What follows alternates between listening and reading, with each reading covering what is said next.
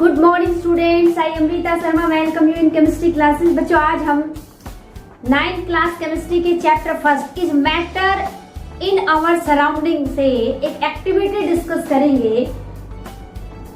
इस चैप्टर को हमने अच्छे से स्टडी कर लिया है बच्चों। अब इसकी जो एक्सपेरिमेंटल एक्टिविटी है जिसको आप इजीली अपने घर पे अवेलेबल सामान की हेल्प से कर सकते, एक सिंपल तरीके से मैं आपको एक एक्टिविटी बताऊंगी। तो बच्चों, चैप्टर का नाम है मैटर इन आवर सराउंडिंग। हमारे आसपास चारों तरफ जो मैटर प्रेजेंट है, matter anything which occupy space and having mass is known as matter. सब कुछ जो आपके चारों तरफ है वो सब कुछ क्या है बच्चों, वो मैटर है।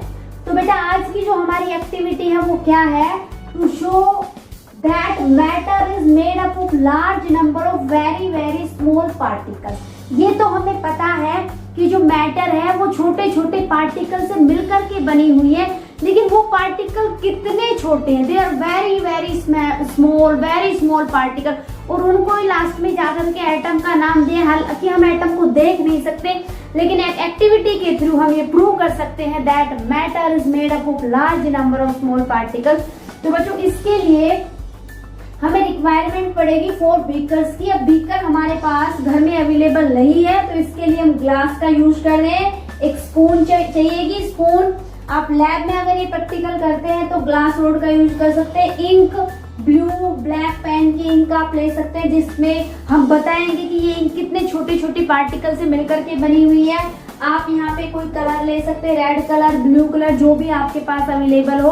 और लैब में अगर हम ये प्रैक्टिकल करते हैं तो हम पोटाशियम पर मैग्नेट के क्रिस्टल लेते हैं KMnO4 के, जिसका पर्पल कलर होता है। लेकिन हम एक इजी वे में घर पे ये एक्टिविटी करके देखेंगे, तो जो आपके पास इजीली अवेलेबल जो सामान है उसकी हेल्प से ही हम करेंगे। तो बच्चों, देखिएगा एक्टिविटी।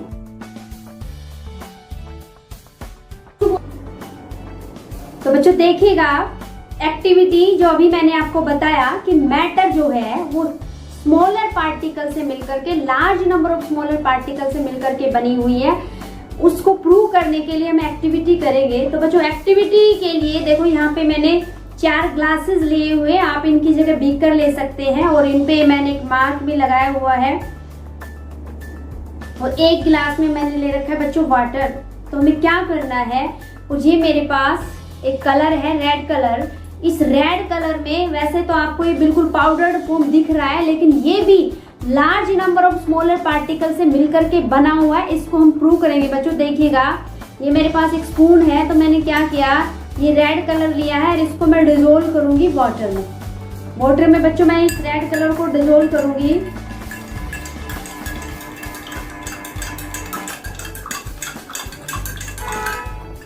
ये आपको दिख रहा है, हम थोड़ा सा और डिजोल्व कर देते हैं। इसका कितना डार्क कलर है ये आपको अच्छे से दिखाई दे रहा है। ग्लास में मैंने रेड कलर को डिजोल्व किए हुए है। ये जो रेड कलर है ये भी छोटे छोटे पार्टिकल से मिलकर के बना हुआ। वैसे तो वाटर भी large number of smaller particle से मिलकर के बना हुआ है। अब हमें क्या करना है बच्चों, इस पोर्शन के हम 2 इक्वल पार्ट्स कर लेते हैं। और इसमें से हाफ जो क्वांटिटी है, हाफ क्वांटिटी में दूसरे बीकर में, दूसरे ग्लास में मैंने लिया है। अब मैं क्या करूंगी, इस ग्लास में जितनी क्वांटिटी मैंने ये कलर की इसमें से हटाई है, उतनी ही क्वांटिटी मैं इसमें वाटर को मिक्स करूंगी। देखिएगा बच्चों, आप कलर लाइट हो जाएगा। जो ये डार्क कलर है इसके और भी छोटे छोटे पार्टिकल्स बन जाएंगे। ये कलर अभी आपको इतना डार्क दिखाई दे रहा है, फिर ये कलर लाइट हो जाएगा। अब मैंने इसमें इतना पानी मिलाया, आप देख रहे होंगे कलर की कंसंट्रेशन थोड़ा लाइट कलर हो गया। अब हमें क्या करना है, देखना बच्चों, अब इसमें से मैं हाफ कलर लेकर के, हाफ क्वांटिटी लेकर के उसमें वाटर ऐड करूंगी। तो आप देखिएगा और कलर लाइट हो जाएगा। ये मैंने वाटर लिया है और वाटर को हम अबाउट जितनी क्वांटिटी हमने कलर की हटाई है उतनी ही क्वांटिटी में हम मिक्स करेंगे। तो आप देखिएगा कलर और लाइट हो जाएगा। देखना कितने छोटे छोटे पार्टिकल से मिलकर के ये कलर बना हुआ है, लाइट कलर होता जा रहा है। इसका मतलब पार्टिकल डिसोसिएट होते जा रहे हैं, ब्रेक डाउन होते जा रहे हैं। और देखिएगा बच्चों, इसमें से मैं फिर से हाफ ले लेती हूँ और हाफ लेने के बाद फिर से मैं इसमें वाटर ऐड करूंगी। तो वाटर ये मैंने ऐड किया है, इसमें मैं वाटर ऐड कर रही हूँ। देखिएगा बच्चों और लाइट कलर हो गया है, लाइट कलर होता जा रहा है, आपको दिखाई दे रहा होगा। ये डार्क कलर है, फिर लाइट कलर है, फिर लाइट कलर है, फिर लाइट कलर है। और भी हम इसको ब्रेक डाउन कर सकते हैं। इसमें भी आप हाफ वाटर दूसरे बीकर में लेकर के हम आपको दिखा सकते हैं। देखिएगा बच्चों कैसे, फॉर एग्जाम्पल इसमें से हाफ मैंने लिया, फिर इसमें मैं हाफ क्वांटिटी वाटर की मिलाती हूँ, ये और लाइट कलर हो जाएगा। देखिएगा बच्चों और लाइट कलर हो जाएगा। और स्मॉलर पार्टिकल में भी डिसोसिएट हो सकती मैटर। हम क्या करेंगे देखिएगा, इसमें से हाफ क्वांटिटी हम लेते हैं और हाफ क्वांटिटी में हम वाटर ऐड करते हैं और लाइट कलर होता चला जाएगा। तो बच्चों इस एक्टिविटी से हम ये प्रूव कर सकते हैं कि जो मैटर जो हमने लिया था कलर, वो छोटे छोटे large number of smaller particle से मिलकर के बना हुआ है। और भी लाइट इसका कलर हो सकता है बच्चों, और भी लाइट ये कलर हो सकता है, ये और भी लाइट हो जाएगा। और बिल्कुल जो कलर है वो बहुत ही स्मॉलर पार्टिकल में डिसोसिएट होता जा रहा है। आप देखेंगे स्टार्टिंग में कितना डार्क कलर था, फिर थोड़ा लाइट हुआ, फिर थोड़ा लाइट हुआ, फिर थोड़ा बिल्कुल लाइट कलर होता चला गया। आप इसमें और भी वाटर मिक्स करके देख सकते हो, ये और भी डिसोसिएट हो जाएगा। वैसे ये जो ग्लास है ये बिल्कुल शरबत जैसा लग रहा है, रूअफ़ज़ा जैसा। इसको हम बिल्कुल देखो कितना अच्छा लग रहा है, ये ग्लास एकदम अच्छा लग रहा है। तो इस एक्टिविटी से बच्चों हम ये दिखा सकते हैं कि जो हमारे पास जो मैटर हमने लिया था, कलर लिया था, वो छोटे छोटे पार्टिकल से मिलकर के बना हुआ है। आप इस एक्टिविटी को घर पे कर सकते हैं, प्लीज इसको घर पे करके देखिएगा। आप 4 की जगह 6-7 ग्लासेस लीजिएगा। कलर जरूरी नहीं है आप रेड कलर ले, कोई भी कलर आप ले सकते हैं ग्लास में, और वाटर ऐड करते जाए, फिर उसकी हाफ क्वांटिटी में और वाटर ऐड करते जाए। वो जो आपका जो कलर है उसकी कंसंट्रेशन कम होती चली जाएगी, वो लाइट कलर का होता चला जाएगा। तो बच्चों आई होप कंसेप्ट आपको समझ में आया होगा। बच्चों इस एक्टिविटी के थ्रू हमने समझा है कि मैटर है वो स्मॉलर पार्टिकल से मिलकर के बनी हुई है। Thank you guys, have a nice day.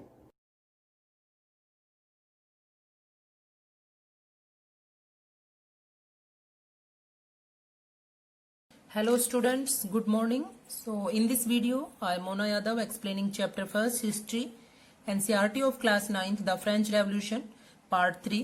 So yesterday we have discussed about the reasons of empty tragedy of King Louis XVI, and today we will discuss about the society during the late 18th century and why did the French Revolution started.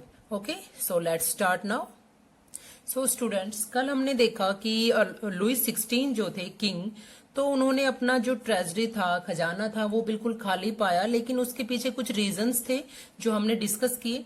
तो हमने पढ़ा कि जो society थी वो 3 parts में divide थी, 3 states में डिवाइड थी, clergy, nobility and third estate. Okay, तो हम इस डायग्राम को अच्छे से क्लियर कर लेते हैं। देन फर्स्ट एस्टेट में आते थे क्लर्जी, सेकेंड एस्टेट में नोबिलिटी एंड थर्ड एस्टेट में big businessman and other peoples. Okay, तो कल हमने पढ़ा कि बहुत सारी चीजों के लिए फ्रांस को एक्सपेंडिचर करना था या उसके लिए उसको मनी चाहिए था। तो डेफिनेटली मनी कहां से आएगा? ऑब्वियसली टैक्सेस से। Okay, so now we will see लोग किस तरह से डिवाइडेड थे। सो 18th सेंचुरी में French society was divided into 3 estates. Clergy people कौन थे? क्लर्जी पीपल मींस जो लोग चर्च में काम करते थे, जो चर्च से बिलोंग करते थे, जो स्पेशल थे वहां के लिए, ठीक है, तो वो सब आते थे क्लर्जी में, ठीक है, तो वो थे क्लर्जी पीपल्स। सेकंड आता है सेकंड एस्टेट में नोबिलिटी। देन नोबिलिटी मींस वो लोग थे जो किंग के अंडर थे। किंग हो गया, मिनिस्टर हो गया, ये सारे नोबल्स मींस राजा और उसके रिलेटिव्स, मिनिस्टर्स वगैरह, ये सब, ठीक है, मींस एक तरह से रिच जो कैटेगरी थी वहां की, वो नोबल्स थे। थर्ड एस्टेट में अदर पीपल, ठीक है, ऑल जो बचे हुए, जैसे big businessman, merchants, court officials, lawyers, peasants and artisans, small peasants, landless labour, servants. Means इसमें एक तरह की कैटेगरी थी कि इसमें कुछ पढ़े लिखे लोग भी थे और कुछ अनपढ़ लोग भी थे। But there was a big problem in this type of distribution. What was that? Means ये जो डिस्ट्रीब्यूशन था सोसाइटी का इस तरह से, इसमें एक बहुत बड़ी प्रॉब्लम थी। और वो प्रॉब्लम क्या थी कि 90% पॉपुलेशन थर्ड एस्टेट में आती थी। अब देखो, हमने देखा कि यहाँ पे 2 कैटेगरीज हैं, clergy and nobility. Third estate में बहुत सारे लोग हैं, तो 90% पॉपुलेशन कवर करती थी थर्ड एस्टेट में। Okay, means 10% population clergy and nobility में, 90% पॉपुलेशन कवर करती थी थर्ड एस्टेट में। तो वो लोग काफी पुअर भी थे, क्योंकि मोस्टली पीजेंट्स थे, कई तो लैंडलेस थे, बहुत सारे टेनेंट्स थे, मीन्स जो लैंडलॉर्ड के यहाँ काम करते थे किराए पे। ठीक है, अब जितने भी टैक्सेस थे तो इसका बर्डन भी इसी एस्टेट पे था। अब यहाँ पे एक ये बड़ी प्रॉब्लम थी कि जो सोसाइटी 3 पार्ट्स में बटा हुआ था, 3 स्टेट्स में बटा हुआ था, तो वहां उस डिवाइडेशन में थर्ड एस्टेट के पीपल पे ही सारा बर्डन था। किस चीज के लिए? टैक्स पे करने का। अब किस तरह के टैक्सेस? जो भी गवर्नमेंट उनके ऊपर ले करती थी। ओके, तो जितने भी टैक्सेस थे इसका बर्डन आ गया इस पे। तो ये एस्टेट्स, नोबिलिटी एंड क्लर्जी, इन दोनों एस्टेट्स को कुछ स्पेशल प्रिविलेजेस मिले हुए थे। Listen carefully, first estate and second estate, clergy and nobility, in groups को कुछ स्पेशल प्रिविलेजेस मिले हुए थे। Special privileges mean special rights. Okay, जो कि वो बाय बर्थ मिलते थे उनको, कि अगर क्लर्जी और नोबिलिटी में जो भी पैदा हो रहे हैं तो वो एक तरह से जन्म के साथ ही उस विशेष अधिकार को यूज करेंगे। ठीक है, क्योंकि वो क्लर्जी से बिलोंग करते हैं, क्योंकि वो नोबिलिटी से बिलोंग करते हैं, मीन्स क्योंकि वो नोबल्स है, इसलिए उनको स्पेशल राइट्स जो है प्रोवाइड कराए जाएंगे। अब इनके अंडर क्या क्या चीजें थी? फर्स्ट थिंग थी, इन लोगों को टैक्सेस पे नहीं करने पड़ते थे, क्लर्जी एंड नोबिलिटी को। ओके, विच मीन्स दैट सारा बर्डन किस पे आता था? Obviously on the third estate. Okay, तो 60% जो लैंड था वो था चर्च के पास, क्लर्जी पीपल्स के पास। ओके, मींस चर्च का इन्फ्लुएंस भी ज्यादा था, प्रभाव भी ज्यादा था लोगों पे। तो ये लोग इनसे ज्यादा काम करवाते थे कि हमारे घर पे काम करो, चर्च के लिए काम करो, मींस थर्ड एस्टेट के पीपल्स से। ओके, तो इन सारी चीजों का बर्डन जो था वो थर्ड एस्टेट पे रहता था। अपार्ट फ्रॉम दैट बहुत सारे टैक्सेस थे, direct and indirect taxes. Okay, तो एक टैक्स था टाइद एंड एक टैक्स था टाइल। इसके बारे में हम अब डिस्कस करेंगे। तो उससे पहले हम एक बार इस पैराग्राफ को रीड कर लेते हैं। द सोसाइटी ऑफ, ये ओल्ड रिजाइम तक हमने कल रीड किया। सो फिगर 2 हमने यहाँ पे देखा, ये a society of estates. Note that within the third estate some were rich and others poor, means इसमें कुछ रिच पीपल्स थे, मैंने आपको बताया, और कुछ पुअर। ओके, राजा से बिलोंग करने वाले nobility and clergy belongs to church. Okay, then how the system of estates in French society was organised. Peasants made up of about 90% of the population. अभी मैंने डिस्कस किया इसके बारे में कि जो वहां के किसान थे वो 90% पॉपुलेशन को कवर कर रहे थे। However only small number of them on the land they cultivated, कुछ के पास ही अपनी जमीन थी, बाकी सारे लैंडलेस थे। About 60% of the land was owned by nobles. अब चर्च, नोबल्स, इनके पास थी 60% land and other richer members of the third estate. कुछ परसेंट मीन्स कुछ परसेंट लोग जो थर्ड एस्टेट के रिच मेंबर्स थे वो भी इनके साथ मिले हुए थे। The member of the first 2 estates, that is the clergy and the nobility, enjoyed certain privileges by birth. अभी मैंने डिस्कस किया कि क्लर्जी और नोबिलिटी को कुछ स्पेशल प्रिविलेजेस बर्थ के साथ मिले हुए थे। The most important of these was exemption from paying tax to the state, means इनको छूट मिली हुई थी कि ये स्टेट को कोई भी टैक्स पे नहीं करेंगे। The nobles further enjoyed feudal privileges, तो मैंने कल फ्यूडल सिस्टम के बारे में भी आपको समझाया था। नोबल्स भी एक तरह से।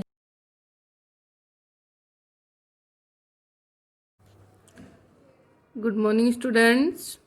बेटा कल हम अलंकार कर रहे थे। अलंकार में कल हमने किया अलंकार की परिभाषा और अलंकार के 3 भेद, शब्दालंकार, अर्थालंकार और अभ्यालंकार। आज हम करेंगे शब्दालंकार में। सबसे पहला था हमारा अनुप्रास अलंकार। अनुप्रास अलंकार क्या है? जब काव्य में किसी वर्ण की आवर्ती, जब काव्य में किसी वर्ण की आवर्ती एक से अधिक बार होती है तब अनुप्रास अलंकार होता है। कि जब कोई काव्य है उसके अंदर एक ही वर्ण की यानी एक अक्षर है उसकी आवर्ती बार बार में आता है, वो एक से अधिक बार आता है। अगर 2 बार भी आता है तो वहां पर अनुप्रास अलंकार होता है। जैसे देखिए ये चारों चंद्र की चंचल किरणें खेल रही हैं जल थल में। अब यहाँ पर जो पहला वर्ड है च च च, ये 3 बार आया लगातार, इसलिए यहाँ पर कौन सा अलंकार आएगा आपका? अनुप्रास अलंकार। इसके कुछ अन्य उदाहरण हैं जो देखिए, एक बार फिर से देख लो बेटा परिभाषा, कि जब काव्य में किसी वर्ण की आवृत्ति एक से अधिक बार हो तो वहां पर अनुप्रास अलंकार होता है। अन्य उदाहरण है जैसे कल कानन कुंडल मोर पका उर्पे वनमाल विराजती। अब यहाँ पे देखो कै 3 बार आया, यानी कै वर्ण की आवृत्ति हो रही है। फिर उसके बाद में वन विराजते, तो और बै 2 बार आया, तो इसलिए यहाँ पर कौन कौन से वर्ण की आवृत्ति हो गई 2 बार? एक तो कै की और एक बै की, इसलिए यहाँ पर कौन सा अलंकार आएगा आपका? अनुप्रास अलंकार।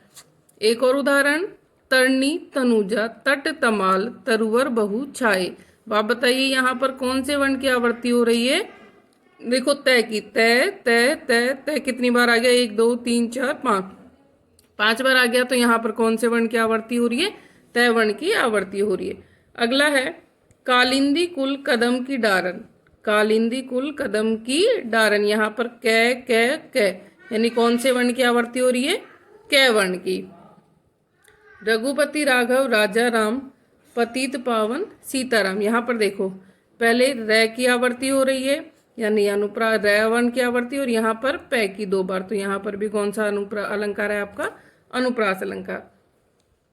सुरभित सुंदर सुखद सुमन तुम पर खिलते हैं, सुरभित सुंदर सुखद सुमन, यहाँ पर देखो कि कौन से वर्ण की आवृत्ति हो रही है? स की, स और स। बेटा वर्ण सेम होना चाहिए, उसमें मात्रा अलग अलग हो सकती है, इसके अंदर मात्रा भी सेम है, तो यहाँ पर कौन से वर्ण की आवृत्ति हो रही है? स की। अगला मैया मैं नहीं माखन खायो, यहाँ पर किसकी हो रही है? मैं की आवृत्ति, 1 2 और 3 बार, तो मैं वर्ण की आवृत्ति। विमल वाणी ने वीणा ली कमल कोमल कर में, विमल वाणी ने वीणा ली कमल कोमल कर से सेपरेट, यहाँ पर कौन कौन से वर्ण की आवृत्ति हो गई? वै वर्ण की और कै वर्ण की आवृत्ति हो गई है। तो आपके अनुप्रास अलंकार की परिभाषा लिखोगे, और ये जितने भी उदाहरण आपको बताए गए हैं ये सभी आपको नोटबुक में लिखने हैं। दूसरा है आपका यमक अलंकार। यमक अलंकार क्या है? जब काव्य में एक ही शब्द 2 बार आता है, जब काव्य में एक ही शब्द 2 बार आता है, यानी सेम शब्द है वो 2 बार आएगा, और दोनों बार अर्थ अलग अलग हो, और दोनों ही बार उसका क्या हो? अर्थ अलग हो, यानी सेम शब्द है 2 बार आएगा लेकिन दोनों बार क्या हो? उसका अर्थ अलग हो, वहां पर यमक अलंकार होता है। कि जब काव्य में एक ही शब्द 2 बार आता है और दोनों बार उसका क्या होता है? अर्थ अलग होता है, तो वहां पर यमक अलंकार होता है। जैसे कनक कनक, 2 बार आ गया कनक और कनक, कनक कनक ते 100 गुनी मादकता अधिकाए, या खाए बोराए नर व खाए व पाए बोराए। तो यहाँ पर कनक और कनक 2 शब्द दे रखे हैं और दोनों का अर्थ अलग है। पहले कनक का अर्थ है सोना और दूसरे का अर्थ है धतूरा। धतूरा होता है एक मादक पदार्थ यानी नशीला पदार्थ। तो कनक कनकते 100 गुनी मादकता अधिक है, कि जो सोना है उसमें धतूरे से 100 गुना नशा अधिक है, कि उसको तो खाने पर यानी जो धतूरा है उसको खाने पर लोग पागल होते हैं, लेकिन सोना है उसको तो पाकर ही लोग पागल हो जाते हैं। तो कनक कनक यानी 2 शब्द आ गए आपके, कनक और कनक की एक ही शब्द 2 बार आएगा और दोनों बार क्या होगा? उसका अर्थ अलग होगा। दूसरा उदाहरण देखिए, कहे कवि बैनी, बैनी बवाल की चतुराई की लीनी, रति रति शोभा सब रति के शरीर की। यहाँ पर देखो कौन सा शब्द 2 बार आए? ये बेनी और बेनी। तो कहे कवि बेनी, यहाँ पर जो पहले वाला बेनी है वो क्या है? कवि के लिए, कि कहे कवि बेनी। तो यहाँ पर बेनी है कवि के लिए। बेनी बयाल की, यहाँ पर बेनी, ये जो बेनी है इसका अर्थ है जो बालों की चोटी बनाते हैं वो। आगे रति रति, रति माने थोड़ा थोड़ा, पहले में तनिक तनिक या थोड़ा थोड़ा और दूसरा ही रति का मतलब हो गया कामदेव की पत्नी। तो यहाँ पर देख लो कि यहाँ बेनी के 2 अर्थ हैं, पहले वाले का कवि, दूसरे की बालों की चोटी। और रति रति यानी तनिक, तनिक तनिक या थोड़ी थोड़ी, और शोभा सब रति के शरीर, रति यानी यहाँ पर कामदेव की पत्नी। तो यहाँ पर बेनी, बेनी के दो अर्थ हो गए, यहाँ पर रति के, यानी बेनी, इस बेनी का अर्थ अलग है और इस बेनी का अर्थ अलग है। अन्य उदाहरण देखो इसके।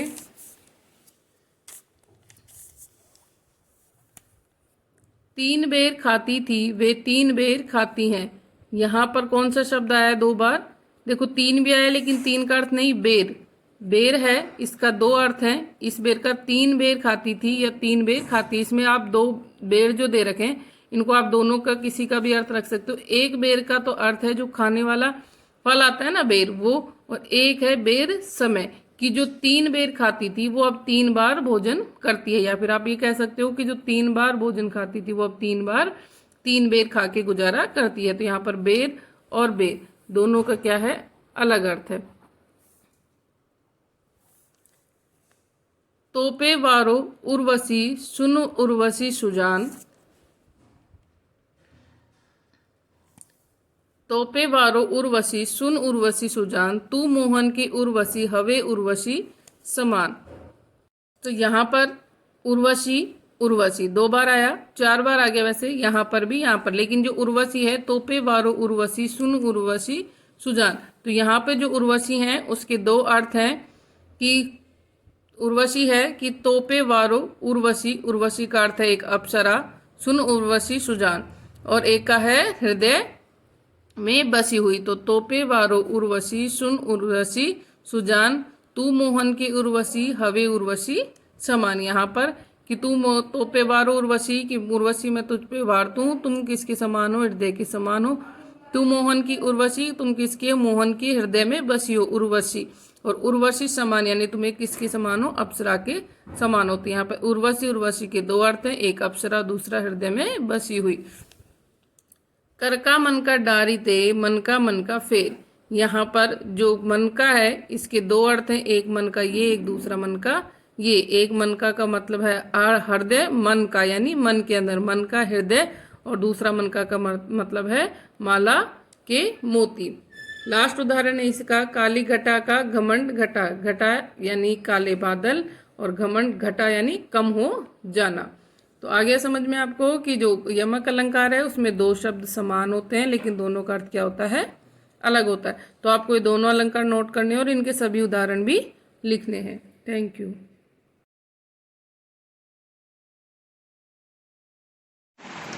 Hello student, today we will study about GK for competitive exam like exam NTSC, Navodaya Vidyalaya, Sainik School, Military School, etc. Okay. Our first question is, what is the order of planets in the solar system? हमारे solar system में जितने भी planet हैं उनका order क्या है? First पे कौन है? मरकरी, सेकंड पे वीनस, थर्ड पे अर्थ एंड फोर्थ पे Mars. Next one is Jupiter, then Saturn and then Uranus and Neptune. Okay, it means जो हमारा सन है उसके बिल्कुल नियर बाई कौन सा जो प्लैनेट है वो है Mercury. Okay, our next question is, Gandhi ji started the Dandi march in which year? उन्होंने दांडी मार्च कब स्टार्ट किया था? 22 March 1930. And our next question is, the famous Ganga Sagar Mela, an annual fair is held in which state of India? जो Ganga Sagar fair है वो कहाँ पे लगता है? वेस्ट बंगाल में। Okay, our next question is, who was known as the Indian Napoleon? Indian Napoleon के नाम से कौन जाना जाता है? Samudragupta. Next one is, which is the largest bone in the human body? Answer is femur, और इसको क्या बोलते हैं? Thigh bone. Okay, our next question is, which is the first biosphere reserve in India? First biosphere कहाँ है जो India में reserve है? Nilgiri biosphere reserve, located in Tamil Nadu, Kerala and Karnataka. Our next question is, who discovered the theory of relativity? किसने दी थी ये theory? Albert Einstein. Our next question is, when is Hindi दिवस was celebrated? कब मनाया जाता है? 14 September every year. Our next question is, what is the script for language Hindi? Answer is Devanagari. And next question is, when is Earth Day celebrated? Earth Day means जो धरती दिवस है वो कब मनाया जाता है? 22 अप्रैल every year. Okay. Dear student, learn all these questions day by day and write in your GK notebook.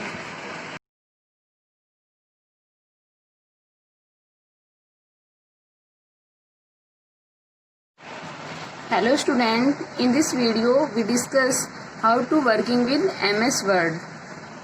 First we have to open MS Word. Now MS Word is open. Top one is title bar and this one is menu bar. All are the icons. These are used for various functions. Okay. Now we discuss about home menu bar. In this various icons are given. They perform many functions. Our first one is this icon. This icon is used for change the writings of text. For example, we have this text. We want to change the writing of that text. First we have to select that. If your text is selected, then it's seen in blue color. Okay. Now select any writing. See in background. Writing will be changed according to selection. Okay. You want to select anyone writing. Now next option is this one. In this option we can change the size of text like that. See in background of the option. Our text will be increase or decreasing size. Okay. Here we see B alphabet, that is used for bold any text. That is our selected text. By clicking on B, it's showing bold letters. Bolds mean उनका size थोड़ा bold हो जाना, means मोटा हो जाना. Next one is I. I is used for italic. थोड़े टेढ़े अक्षर के लिए यूज होता है. Next one is underline. U. U is used for underline. You see in our text there will be a line in the text. Our next option is ABC. By clicking on that, our text will be cut. By undo that operation, by again clicking that. All the option undo if you don't want to change. अगर आपको इनमें change नहीं करना है तो आप इन पे double click करेंगे तो ये दोबारा से अपने उसी फॉर्मेट में शो होंगे. Next one is colour. This option is used for change the background color of the text like this. You can select any color for the background. Okay. Now next option is for font color change. Means जो आपने text right किया हो उसका colour change करने के लिए you can choose any color. First you have to select the text. By select that and select any color like that. You see in the background the color of the text will be changed. Okay. Dear student, आज की इस video में हमने जो भी function apply किए हैं अपने टेक्स्ट पे, you have to practice on that function on the computer system और laptop. Okay student, that is your return work. Shortcut की यूज क्या हुई है इसमें? BUNI मीन्स समटाइम आपका माउस वर्क नहीं करता है तो you have to use keyboard by using these shortcut keys. Ctrl+B सबसे पहले मैटर को सेलेक्ट करेंगे, उसके बाद Ctrl+B से बोल्ड हो जाएगा, Ctrl+U से अंडरलाइन हो जाएगा एंड Ctrl+I से इटैलिक हो जाएगा. और next question is how to open MS word. MS word को ओपन कैसे करते हैं? समटाइम हमारे डेस्कटॉप पे ऑलरेडी MS वर्ड होता है, उस पर डायरेक्ट क्लिक करके उसको ओपन कर सकते हैं. बट अगर नहीं होता है, in case that you have to click on start button और program MS office then MS word. Okay, Thank you. Have a nice day.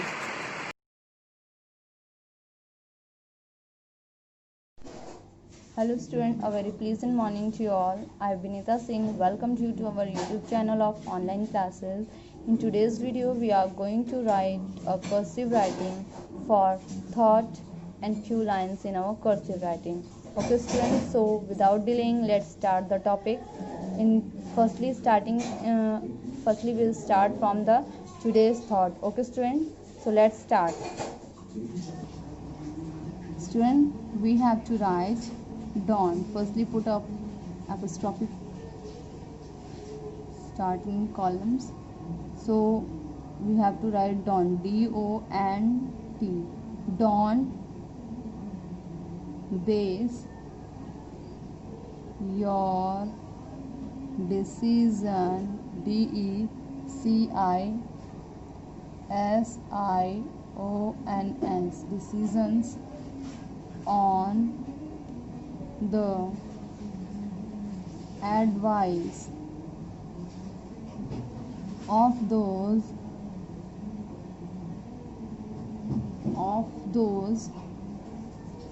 who won't have to deal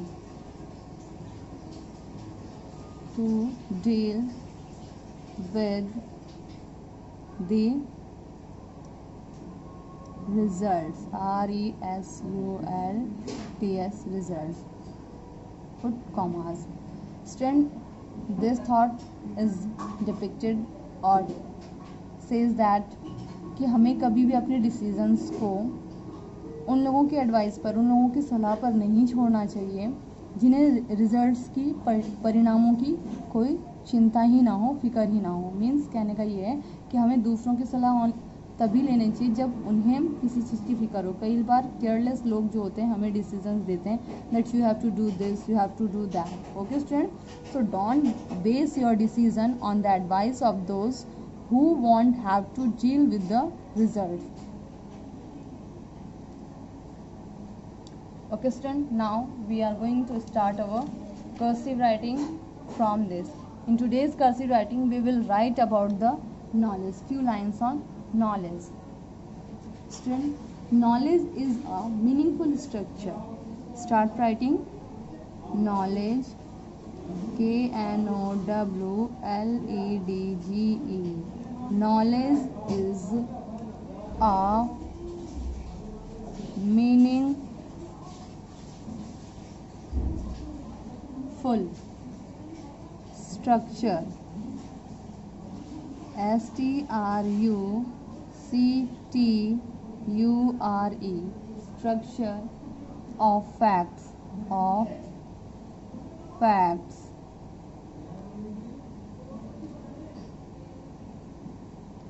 into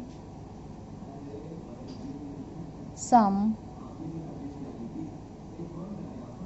relationship, relationship, relationship. Put full stop. Again start from capital letter, that is it. Reflects, R-E-F-L-E-C-T-S, reflects truth, T-R-U-T-H, truth about reality, about, R-E-A-L-I-T-Y, reality. Wisdom is the outcome. Wisdom is the outcome of the process, P-R-O-C-E-S-S, process of realization, R-E-A-L-I-S-A-T-I-O-N, realization of reality, related to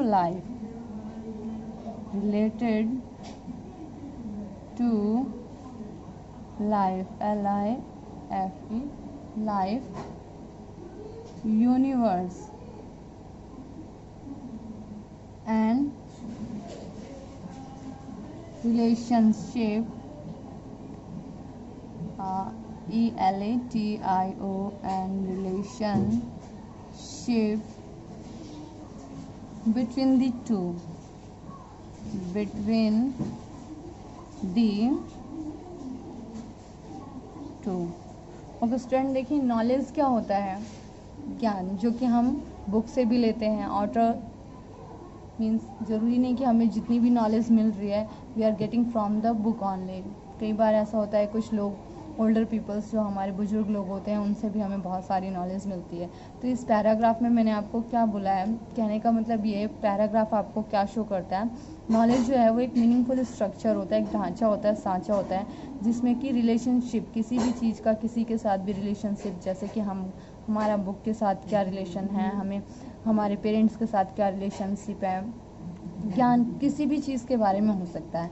वो हर एक चीज़ का reality, जो उसका truth है, मतलब सच है, वास्तविकता है, जो वो डिपिक्ट करता है। Wisdom is the outcome of the process of realisation of reality related to the life, universe and relationship between the to.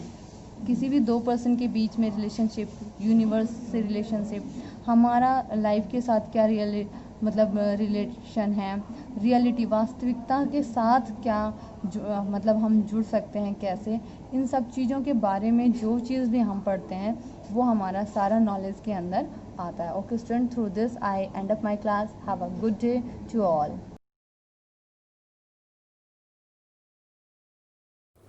Good morning students.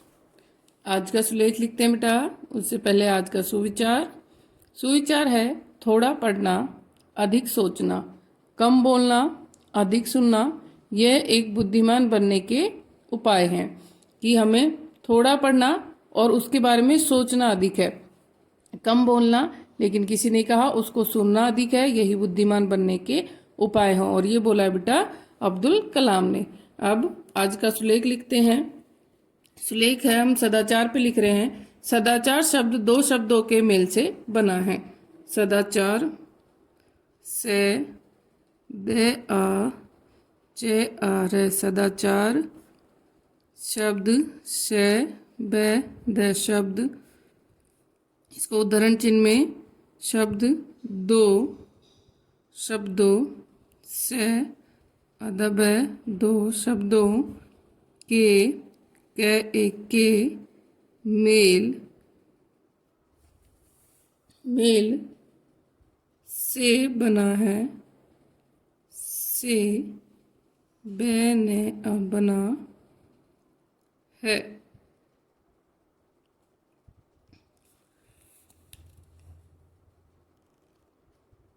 सत प्लस आचार, ये दो शब्द कौन से हैं? सत प्लस आचार। इसका अर्थ है अच्छा आचरण। इसका अर्थ है अच्छा आचरण।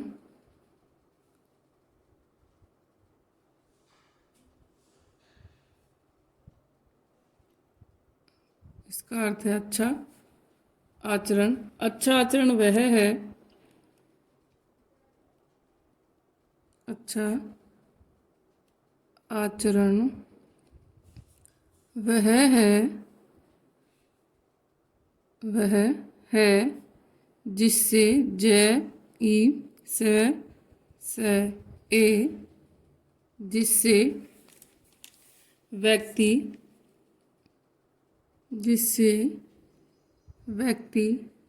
और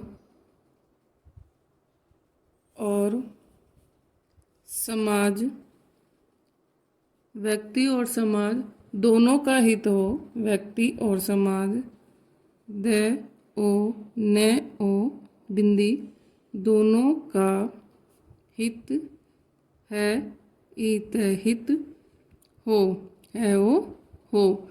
सत्य अहिंसा से आदत है, ये सत्य, अहिंसा है ई न सहिंसा, प्रेम उदारता, उदारता आदि।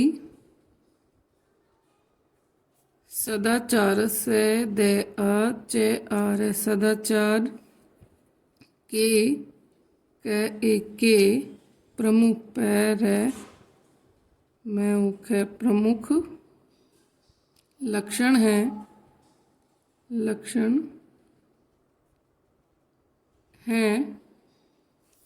जो व्यक्ति अपने जीवन में जो व्यक्ति अपने जीवन में अपने जीवन में जीवन में इनको अपनाता अपनाता है, वही सदाचारी कहलाता है। वही से दे चे आर सदाचारी कहलाता है। कहलाता है। तो आपको बेटा सुलेख लिखना है। Thank you.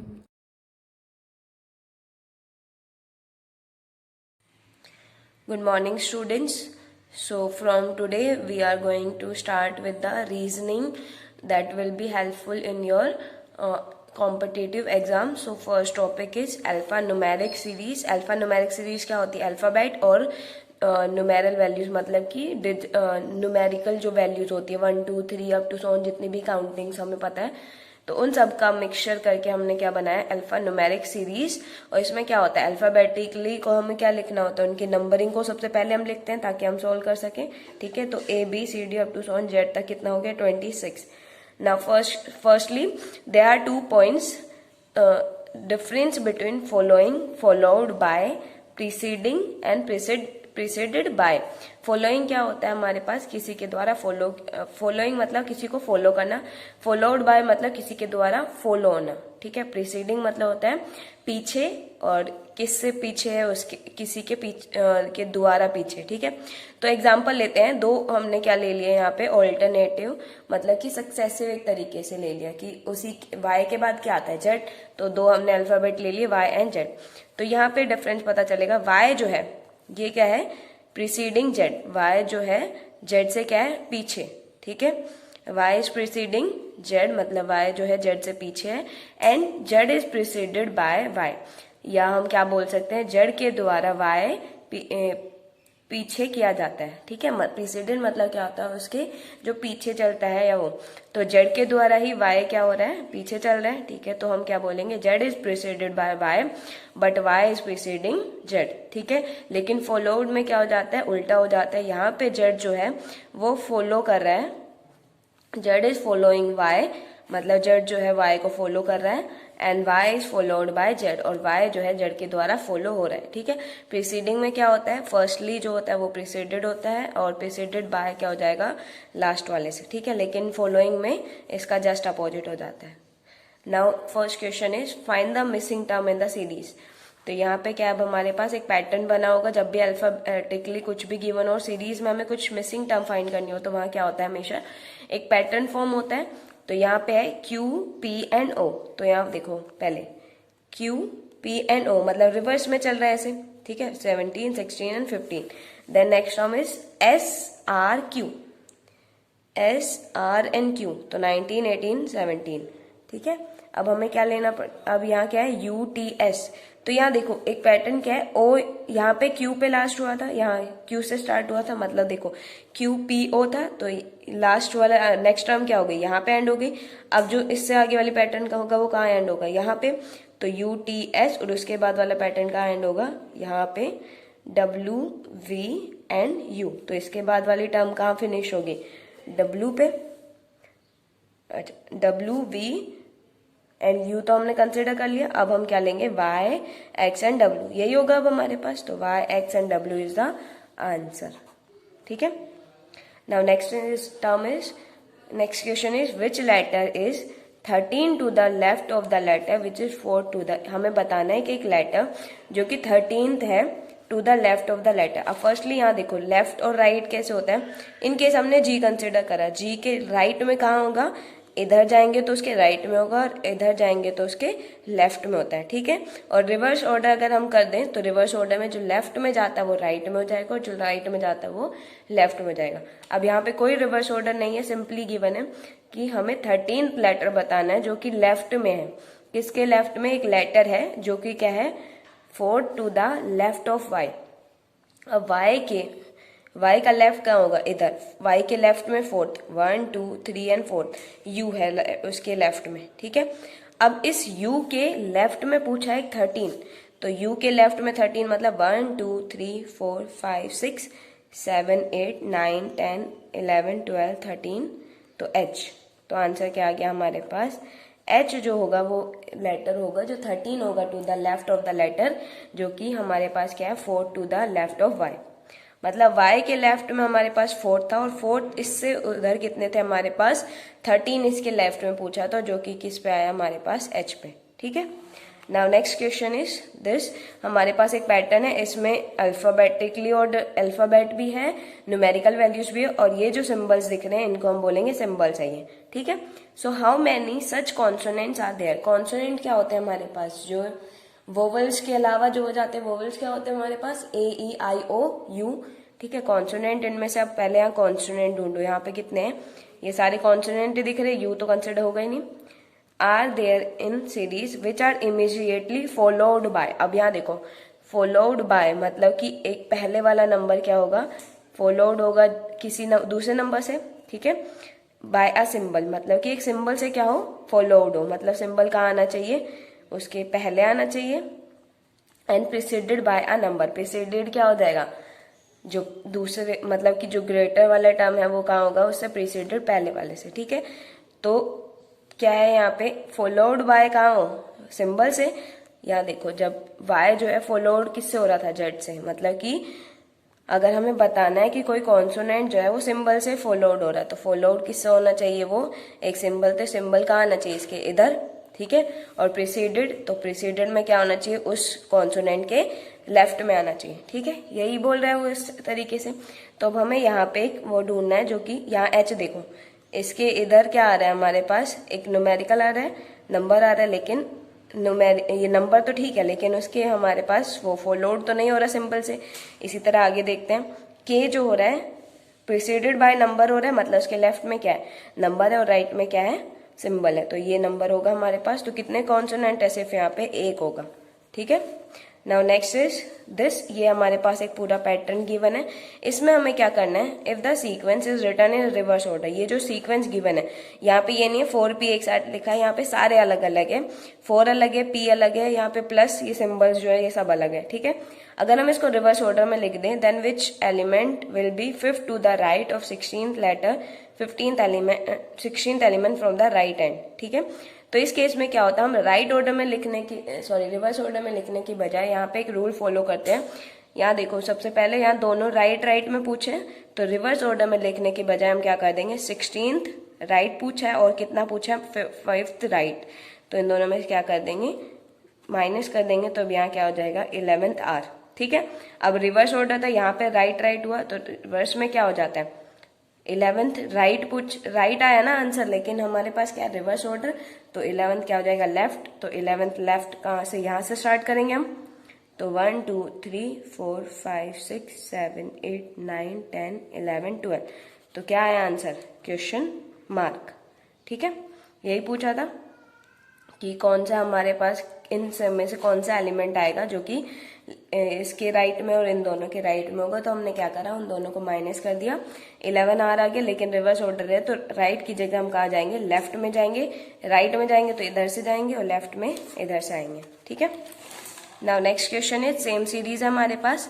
अब यहाँ पे क्या पूछा है, which is the 7 to the left of the 16, तो यहाँ पे दोनों लेफ्ट है, तो क्या हो जाएगा वही same 16th left minus 7th left, ठीक है। तो कितना आ गया अब हमारे पास 16th minus 7 is equal to 9th left, ठीक है। अब 9th लेफ्ट, लेकिन यहाँ पे 9th लेफ्ट ही पूछा है, रिवर्स ऑर्डर नहीं है, तो सीधा लेफ्ट में ही जाएंगे, तो यहाँ से 7 क्या हो जाएगा 1 2 3 4 5 6 7, तो परसेंटेज इज द आंसर।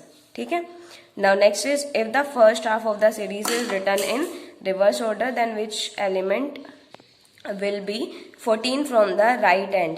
ठीक है, यहाँ पे क्या बोला है कि अगर फर्स्ट हाफ को हम क्या कर दें रिवर्स ऑर्डर में कर दें then which element will be the. अब यहाँ देखो ये टोटल जो है ये 22 एलिमेंट्स है, 22 मतलब हाफ अगर कर देंगे तो 11 हो जाएगी, क्योंकि उन्होंने बोला है फर्स्ट हाफ जो है वो रिवर्स ऑर्डर में। ठीक है, एंड देन हमें एलिमेंट क्या बताना है 14 फ्रॉम द राइट, तो हमने यहाँ पे क्या कर दिया 14 में से 11 माइनस करा, आंसर आया 3। ठीक है, अब 3 क्या बताना था हमें राइट में बताना है। ठीक है, लेकिन फर्स्ट हाफ जो है वो क्या है राइट से हमें क्या बताना है थर्ड बताना है, लेकिन यहाँ पे क्या हो गया है ये सीरीज क्या हो गई है रिवर्स ऑर्डर में हो गई है। तो अगर हम राइट में यहाँ से जाएंगे फर्स्ट हाफ कहाँ तक हो गए जहाँ तक 11 आएगा वहीं तक रिवर्स हो गया हमारे पास, मतलब उल्टा हो गया उसका, और हमें जाना है थर्ड फ्रॉम द राइट। ठीक है, अगर हम यहाँ से थर्ड राइट में जाएंगे लेकिन तो ये तो रिवर्स हो चुका है, तो हम क्या करेंगे यहाँ पे कौन सा आ जाएगा आंसर, यहाँ पहले 11 तक करो 1 2 3 5 6 7 8 9 10 11 यहाँ पे है, तो इसके थर्ड पे क्या आ जाएगा दिस। ओके, थर्ड राइट बताना है, थर्ड राइट मतलब यहाँ से, लेकिन ये रिवर्स ऑर्डर में है, तो क्या हो जाएगा हमारे पास हमें क्या बताना है इसी सीरीज का थर्ड बता देना सीधा, तो ये क्या है आंसर प्लस। ठीक है, तो आंसर क्या आ गया हमारे पास यहाँ पे प्लस, पहले वाला वो नहीं होगा, यहाँ से राइट नहीं देखना, रिवर्स ऑर्डर हो चुका है तो राइट में हमें यहीं से देखना है। ठीक है, so that is all for today, thank you, have a nice day.